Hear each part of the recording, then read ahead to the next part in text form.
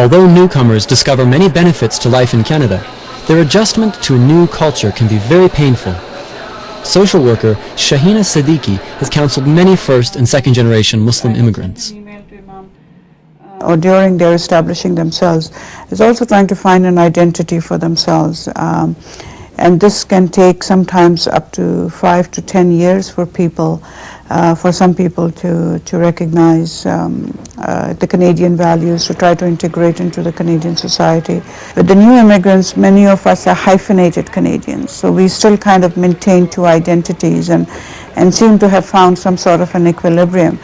But with the second generation, they do not identify themselves. They want to fit in with the mainstream and yet find that they are different.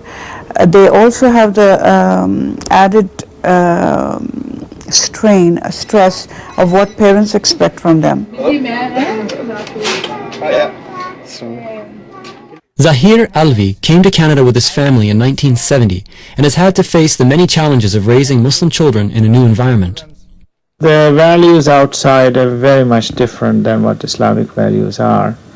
And quite often they would ask me a question like, why can't we have a bottle of beer here? Or my friends, they are all, having good time outside and dating, and you say I shouldn't date. This was difficult for them.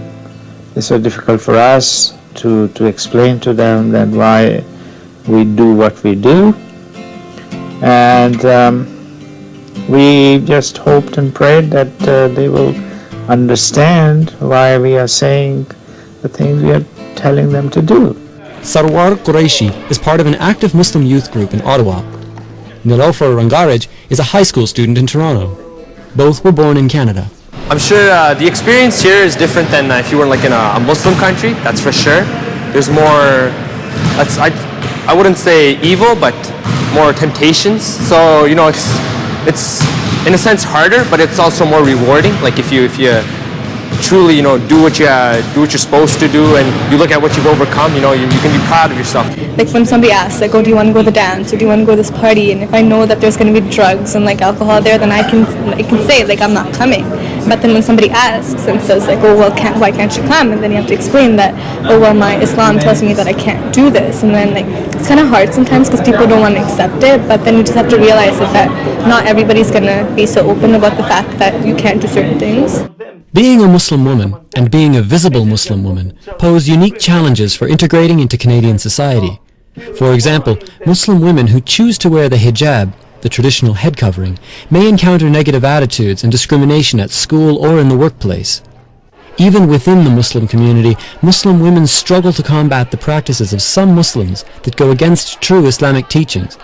Over 1400 years ago, Islam guaranteed women the right to vote, the right to an education, the right to own and inherit property, and the right to divorce. The Prophet Muhammad demanded Muslims to respect and treat all women with kindness and to value their perspectives and contributions in society. Itrath Saeed and Khadija Hafaji describe the unique challenges of Muslim women. There are many challenges I think Muslim women faced. They face the challenges by being female. And then added to that is that they may be people of color. And then the third component is the fact that they're Muslim. And if they're Muslim, some of them might have more of a challenge than others if they wear hijab. The idea that there's some kind of generalized icon of the Muslim women's identity is part of the problem. You see a woman in a scarf and you decide what she thinks and what she is and why she was wearing that and how her family structure is. So when I walk into a feminist organization or a women's center wearing a scarf, and even though I might work in that organization, how people see me is not determined by what I say or what I do, but the scarf on my head. So I think it's important to sort of challenge those ideas of what we mean and reclaim our own choices and reclaim our own bodies and be able to decide what we want to do and why we want to do it, and be able to determine that for ourselves and not let any other force impose their opinions upon us.